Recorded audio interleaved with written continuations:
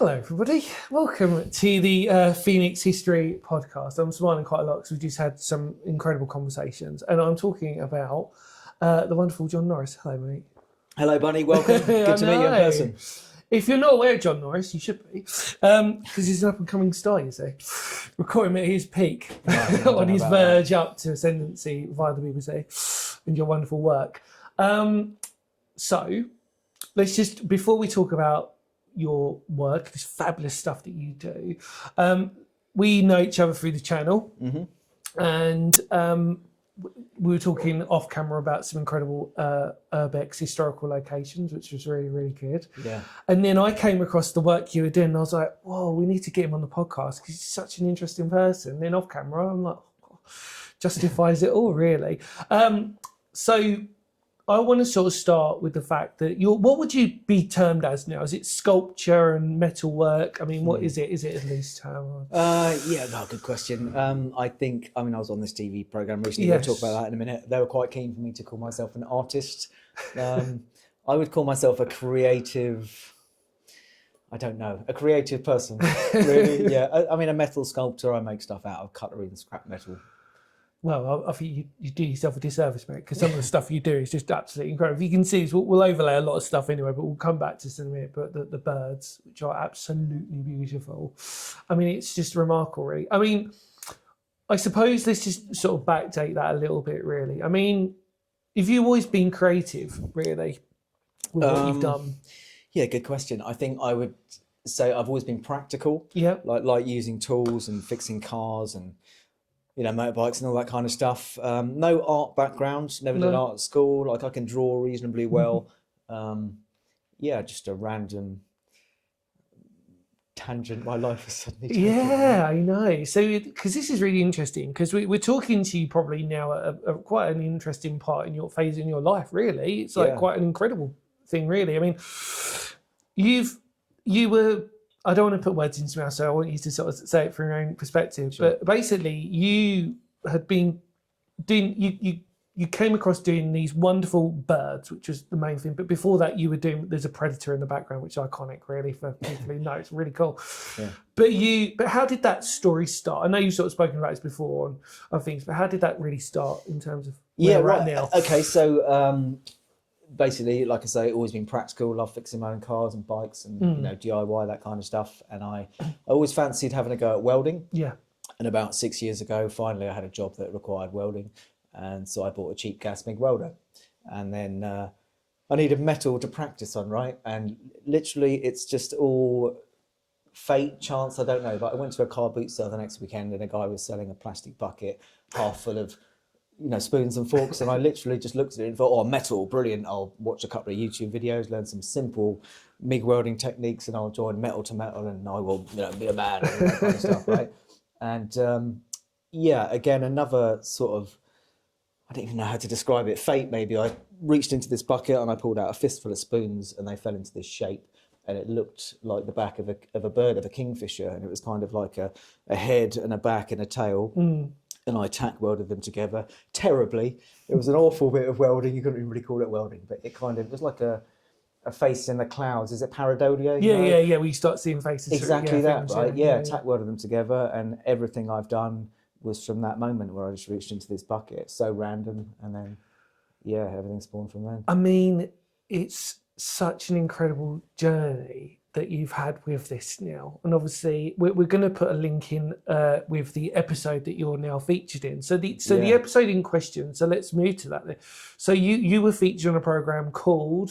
Right. I can get this wrong. Yeah. Okay. It's on the BBC. It's on iPlayer for another month, I think, and it's called Make It at Market, and it's season 3. Episode 1. Okay. And plug. Yeah. Plug it. Check it out. Have a good gander. See my journey. But it's so interesting because the presenters, I suppose, and the sort of like, is that what you could call them, presenters? I suppose, like advisors and all this sort of stuff. They were so impressed by the work you've done. And it was almost like, I suppose, in a strange way, pushing you and encouraging you. And did that really help you sort of really realise, actually, I'm onto a good thing here. Yes. Okay. So basically, the premise of the program is that they'll find people who they think have a hobby that's got potential to work as a business, and also people who want to turn their hobby into a business. Right? Yeah. And so it was all about helping me do that. And I've already forgotten the question, Dan. What was it? So it was like the fact they were advisors and helping you motivate you. And did you see the idea that what the potential you could get out of it, really? I mean, did it really help you? Yeah. So, I mean, in short, I'd been trying to sort of make it work as a business for 6 months. I'd had some limited success, but basically I'd failed.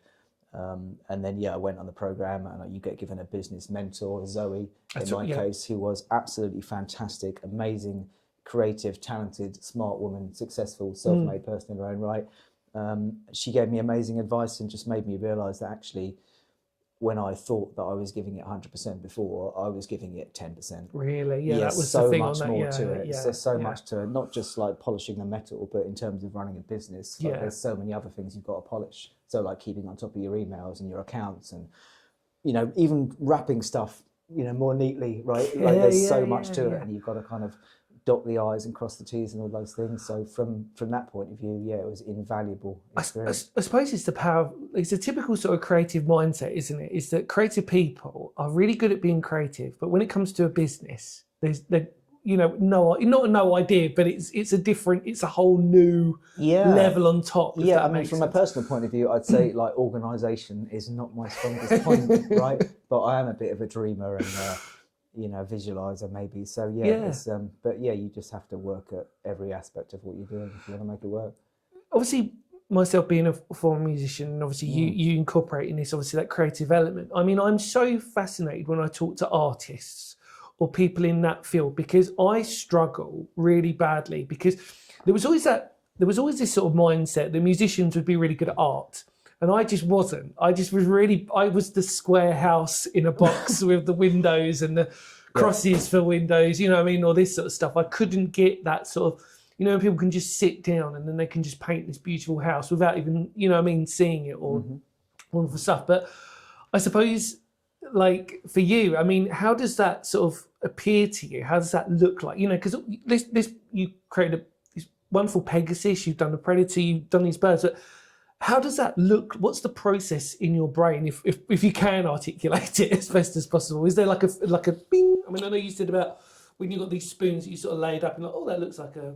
Yeah, so like even now, a lot of it is that pareidolia thing. Like recognising a shape. So like maybe there's a gravy boat and I see the hindquarters of a rabbit or something like that, little things like that. But I think ultimately what it is passion. Like you said, you draw the house with the square things and whatever else, and your music, I'd imagine, is very different because you're really passionate about it. And likewise, if you've been passionate about wanting to draw a house, you'd have drawn the best house you possibly could, right? And the same is true, we'll probably have a look at it in a minute, but that Predator, right? I really wanted to make it. And so, there was something extra inside me that came out to do it. And that's true of everything I make, really, I suppose, now. It's always interesting when I hear, like, especially when you're sort of talking about it, because you talk about it in such a natural and sort of like beautiful way of doing it. And it's even for me, I really want to get into somebody's mind to see that, but you'll never be able to do that. But it's just remarkable how people can go through that phase of doing that. And I suppose it's the same thing when people used to ask me about when I was writing songs and stuff, was like, how do you come up with that? But you don't think about it in a strange way, do you? You just sort of process it, you just sort of look at it, and then it just, it just manifests itself in whatever like way. I say, it's passion. You've got to want something. And if you really want something, you will make it happen. 100%, yeah. And obviously you're testament to this. I mean, off camera, when they were recording and stuff, I mean, did they give you extra advice? Were they always there? Like, even if it wasn't, when it's filming, obviously it's different, but off camera, were they really supportive and really encouraging and stuff like that? Yeah, so, okay, without giving too much away, so that the process of Make It a Market is you do a couple of days of filming. You've decided already that you're going to make a volume piece and a challenge piece, and you're probably going to bring along something a bit different, like the Pegasus, right? A bit more special, which they can film. And then you've got 2 months to go away and listen to whatever advice you're being given and make it, incorporate it and try and make a success of yourself. Try and make and sell as much as you can in 2 months. So, I think it comes down to the mentor. Again, my mentor Zoe was fantastic. So we would speak for at least an hour every week on Zoom calls. Okay, over the course of that 2 months. And there were quite a few additional times where I phoned her up. Sometimes it was like, help. And sometimes it was like, what do you think of this? And I found that really useful because I mean, I've sung her praises already, but she's really creative and Yeah. like to mash ideas around, you know, with someone else, a fellow creative, it just sets you off on all sorts of other tangents, and little neuron fires another one and another 10 and another 10, etc., right? So really, very useful. Do you know, in a weird way, I can relate to that, because all I used to say as a musician was that I used to love it when I always had somebody in the band or another fellow musician who was better than me at playing an instrument, because actually, in a strange way, it forces you to be better. Do you know what I mean by that? It's quite, as long as you take it as a humbling and sort of creative way, Absolutely. you see somebody else who's just this, you know, like you see someone who's not necessarily better than you, but somebody who's just got a different perspective, different ideas, and then they complement your ideas. Absolutely. And then, that idea goes off in that direction. And as long as you have that mindset that it doesn't make you depressed, it doesn't make you go, oh God, I'm useless compared to this person. You actually go, oh no, actually I can feed off of this and really go for it. The other person who you think's better than you is probably thinking the same about you as well. Right? Yeah, you're absolutely right with that. I really appreciate that. I mean, without giving too much away, because obviously we'd like you to watch the episode. I mean, it's been a huge success for you, hasn't it? I mean, you know, is that an understatement? Because we talked off camera. I mean, this is quite a night and day. I could talk in cliches for the next 2 minutes, but genuinely, it's like a dream come true. It's literally changed my life in the most incredible way, and I feel very lucky, very blessed to be a part of it. We know that at the moment you are currently doing, what would you like to talk about? We can give away the projects or things that you're sort of talking about at the moment that we're going through. I mean, it's... what am I making at the moment? So and it's a continuation of the program, really. So it's like having a good business formula. So that generally means that I have one or a number of volume pieces, which I can sell a lot of, and that is kind of like my bread and butter. And then on the other side, you've got larger, more complicated things, which take a lot longer, but they're obviously worth a bit more. So it's finding a balance for that. So what I'm working on at the moment is a new bird, for example. I'll show you this one first. Yeah, go for it. I expect you'll probably do some close-ups. So we'll do some close-ups so you can see it. Just like vintage ornate cutlery, basically. Quite a pretty little bird. So that's a volume piece. I sell an awful lot of these. In fact, I'd say in the last 10 months, it's pretty much the only thing I've made from when the program came out. But trying to expand on that volume piece range a bit more. So this is my latest, which is a little kingfisher made of king's pattern, quite a famous pattern. And a couple of grapefruit spoons and ball bearings and things like that. So that's kind of what I'm working on at the moment. We will overlay this now, but we've got to talk about your predator. We've got to talk about it. We'll overlay anyway. So if you just talk about it, and obviously over the top, you'll see John what he was talking about. But I mean, it's a heavy piece, as you can probably imagine. But because is that one of your earliest ones, isn't it? Really, that you got into. So talk us through it. Yeah, I surprised myself when I made it. So basically, as I said, I bought a welder to fix some stuff, and it randomly went on this tangent of being creative with the welder, right? Yeah. And so 5 weeks after buying it, I started making this guy, and it's made of 100 spoons and a couple of screwdrivers and nuts and bolts and an old door kick plate and bits of motorcycles and things like that. And it just came out of nowhere. It took me about 75 hours to make it. And then for the first time when it was done, I kind of looked back and was just like, wow, I did that. And my mates were like, dude, where did this come from? And I'm like, I don't know. And then, I got a bit of luck. It got shared on this social media platform online, got like 750,000 views in a week. Everyone telling me, oh, what a talented artist you are. And I'm just like, oh, come on. I'm just a guy mucking around in a shed, right? But that single piece, really instrumental for me. It planted the idea that I could really take it somewhere. It gave me a lot of confidence, to be able to, out of nowhere pretty much, make something like that. And I think, what else could I make? It's going to be one of these things, unfortunately, for people who are watching, that they're never going to experience unless they actually witnessed the actual magnitude of looking at that piece, for example. And it's the same thing with these birds. There is something about the way you do things. I mean, Sophie off camera is also so. There's some animation that you managed to create on these that just look like really. It goes beyond just what you do. I mean, there's a life. I can't describe it, but there's like a way that they just feel real in a weird way. There's the Predator character. Maybe, I don't know. The Predator, I think, is a good example of that. Like, obviously, you've got shape and form. So again, use the Predator as an example. I went to great lengths to look at photos of predators and other things and work out dimensions of bones, like knee to ankle, ankle to hip, all that kind of stuff to get it proportionally accurate. And then it's like, well, I want it to be dynamic. I don't just want him to be sat there with a gun or something. I want him to be leaping or throwing something, or do you know what I mean? Yeah, there's got to be some life injected into it. Yeah, and I think there's character in these as well. It's not quite as dynamic, but there's something.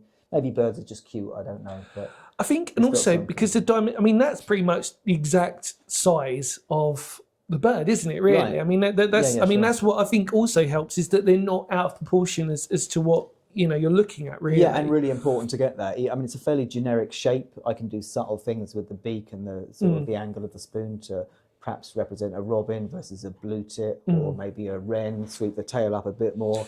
But essentially, it's unquestionably a bird. It's 100%. That's it. I mean, I suppose going on from that, I mean, how long does it sort of take from idea to actual sort of like finished product then? That I would say is very much dependent. So on a bigger piece like the Predator, I just needed to come up with the first piece, and once that was there, I was just able to crack on with it. Every time I went to the workshop, I'd get something done. Yeah. With this guy, I would say this was an evolution.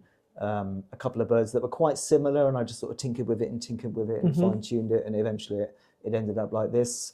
So you could say tens of hours coming up with a design for that. The Kingfisher, I was just sat in the garden one day with a mate, and I handed him some spoons and I had some, and I was like, right, I need a new design, mate.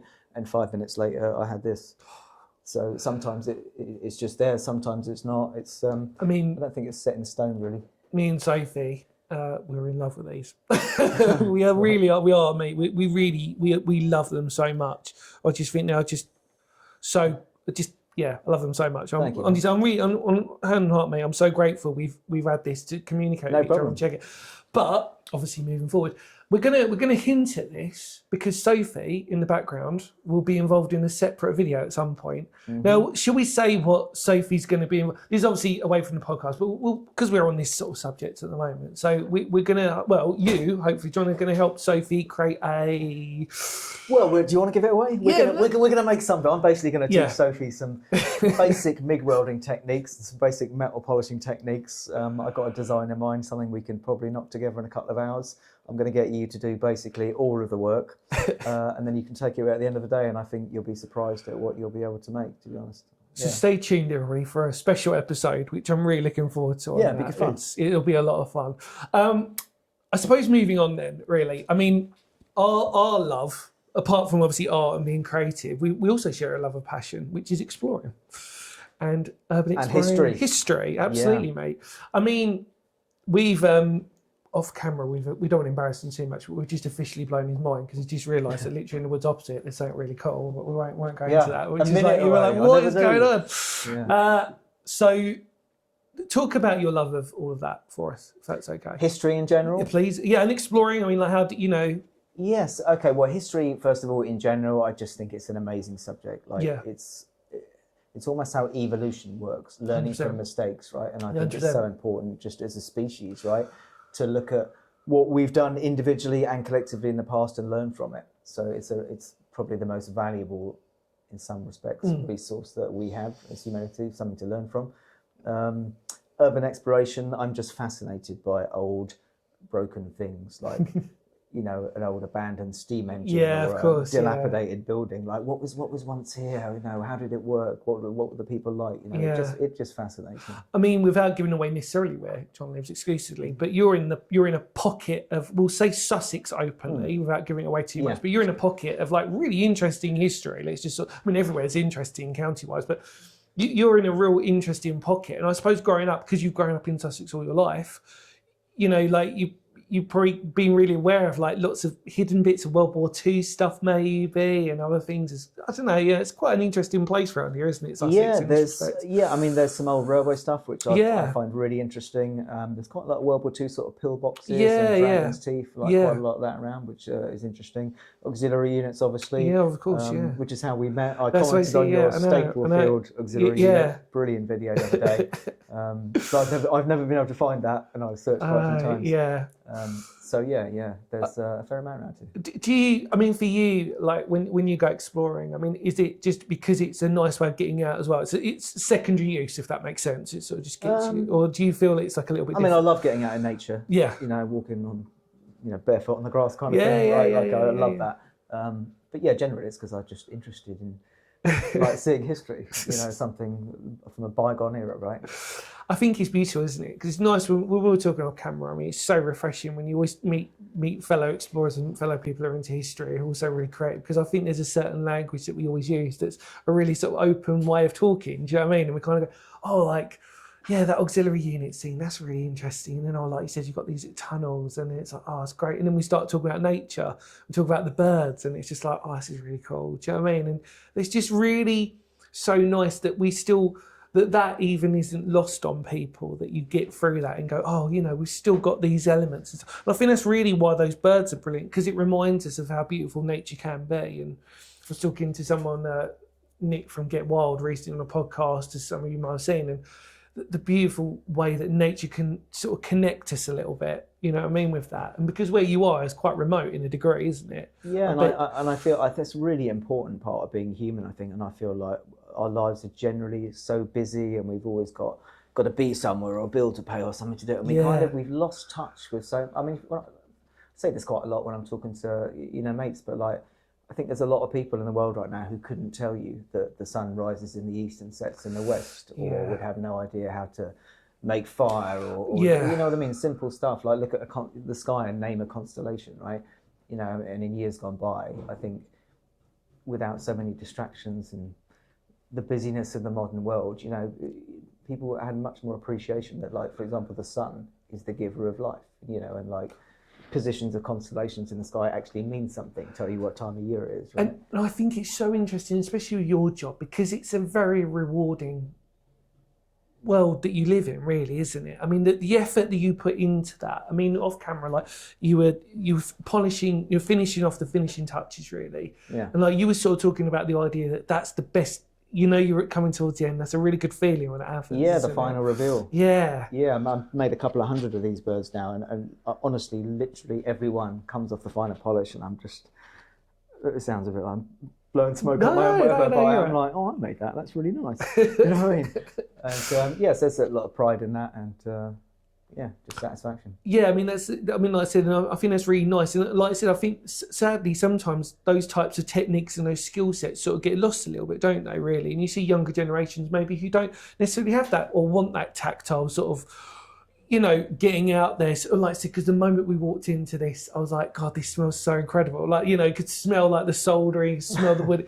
But it's like real, do you know what I mean? It's like a real sort of like, you can tell this is a really well-loved and worked-in sort of place. And I think that it's the same. I would often compare it to, like, it's the sort of same thing of like, I know it's a really bizarre comment, but the first time you ever go to like a steam railway or something very similar, that smell of industry, and you're just like, oh, and I'm sure you've had it when you've gone exploring, is that sometimes you'll go into places and the thing that you'll never get across in the camera is maybe the smells or the smell of a church or something, right? Very distinctive. Yes, absolutely. Yeah. That's, so I can't even put it into words. It's like it's damp wood, but it's also the smell of varnish. It's so difficult to articulate, isn't it, really? Yeah.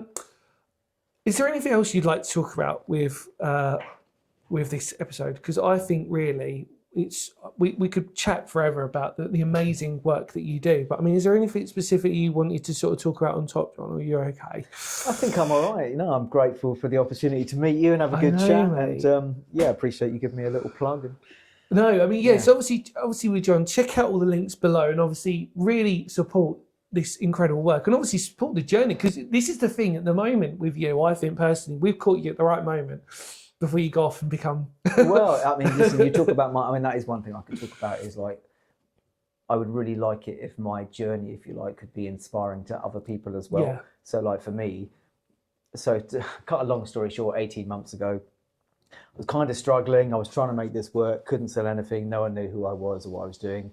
And I kind of was quite desperate, overdraft was maxed out, all that. Felt like I was crying out to the universe, like, help me. And this was like, literally it happened on a Friday night. I was kind of felt my soul sort of saying, please help me. 5 minutes later, I get a text message on Instagram saying, hi, John, my name's William. I'm a casting researcher on this program. Deadline for applications is tomorrow. Have a think about it. Ran upstairs, watched an episode. I was like, I've got nothing to lose. Let's give it a shot. And literally, I think 2 weeks later, I was in front of a camera and my life has been a whirlwind for the last 18 months since then, in the most incredible, beautiful, life-changing way. But that's the thing. I just wanted to sort of highlight this as well. We're off camera. We're both talking about our own mental health journeys and stuff. And I think really, what the thing that I'm always learning about this anyway, even through my experience, is that mental health can affect you no matter what your age. Sure. I don't think it necessarily has to happen when you're at a younger age, and it can affect you. You might be relatively okay. Let's just put it in inverted commas, just for people out there to not, you might be relatively okay for most of your life, but it only takes one moment or one incident and your whole body just wants to shut down, break down, do whatever. And then you go into this, I think it's a vicious cycle, as you could probably testify. You just go spiral, but sometimes you don't realize how low you are until sometimes you get these incredible moments. And I think maybe it is that universe calling that sometimes it will come to you and you're like, right, this is it now. Do you know what I mean? It's hard not to be spiritual over it in a strange way, isn't it? We're sort of talking without sort of like, going a little bit too deep into this. It makes me think about sort of positive manifestation. Honestly, it makes me I honestly sit here some days and it's hard to believe this is now my life. And it makes me think about positive manifestation. Did I somehow conjure all this up because I wanted it that much, or I needed the help, and I actually really meant it when I reached out to the universe and said, please help me? I don't know. I don't know what any of this existence really is, but, there's something more to all of it. You mentioned something really interesting about this beginning was that, you talked about your process and everything else, and you feel that your life, I mean, I've been there so many times before, it's almost boring but you get to a certain plateau in life where you actually feel like you're on the right path and you're doing things, but your mental health might not agree with you.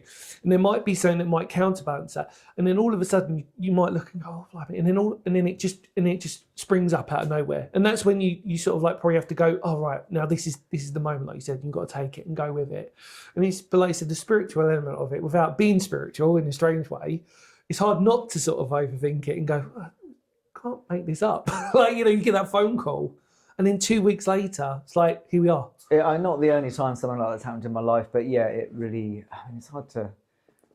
It all really seems so unbelievable and surreal. Like I said, I'm sitting here even now talking to you. Like, is this actually happening? Is this actually my life? Maybe. I mean, like sometimes. I mean, I remember speaking to a friend once a long time ago. And this was when I was doing music and stuff, and they were saying like, and I was trying to quantify it, going, why is it that like certain artists get to a certain level and he just sort of turned around to me and said, it's not for you to think about. Just let it happen. Like we talk about stoicism off camera. Just let it happen. Ride it. I think as long as you, like I said, what's changed for me actually, funnily enough, in the last 18 months is I have a very sort of much more goal-orientated way I look at things. And it's not necessarily an end goal. Like there's a distant, vague idea of where I want to be. But it's like every day having, like I almost make lists, if I do make lists most nights of what I'm going to do the next day. And I get a lot of a buzz out of ticking them all off, right? Yeah. And so it's like, it's really important, I think, not just for me or you, but for anyone watching, listening, anyone that's 100%. in existence, is to like try and take a step forward, even a small one, every single day. And it doesn't matter if you feel like you haven't achieved much. If you've taken a step, just half a step, you are still half a step closer to your end goal. And it's really important to keep going forward every day. Couldn't agree with you more on that. I mean, especially for us, me and Sophie off camera, I mean, bless her, she puts up with a lot with me, but obviously it's the fact that I'm constantly doing that all the time, because I feel like if we stop, it's like, I wonder if the world's not going to catch up, or, you know what I mean, in a weird way. It's like the world's going to keep moving, and if you stop, well, everything's just going to keep, so you might as well just keep moving forward with it, or trying to... time, the nature of time and evolution, there's something in that, right? You've got to keep evolving, you've got to keep taking a step forward, you've got to keep growing. It's just a weird thing. I wanted one of the big final questions I wanted to ask you, which is something I was really curious about your answer, because it's really interesting.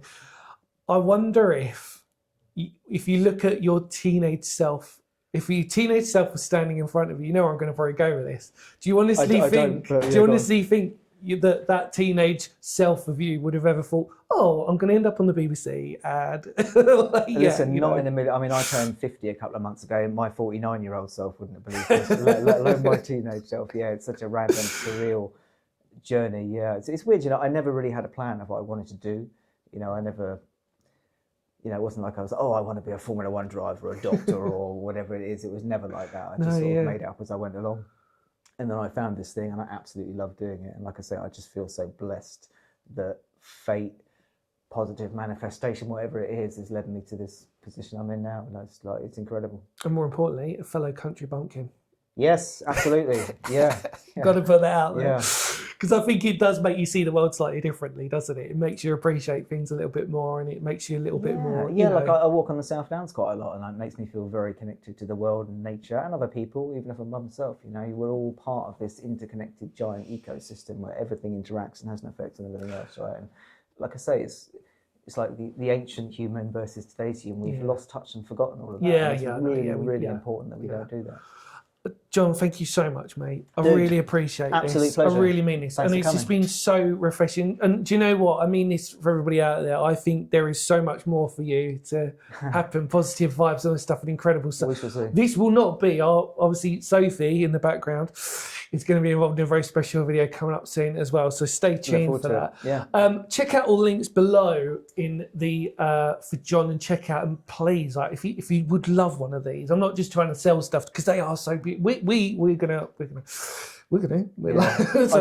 should precursor that and say there is probably a little There's a bit of a waiting list at the moment. Like it's gone crazy since the program came out. But I really mean this, mate, from the bottom of my heart. I think you're at the start of an incredible journey now, and I think that no matter what, I think this is just great that we've got to document it so we can take dibs on it. By the way, just in case. So when he's like getting all these big interviews, I'm like, oh yeah, we're going first.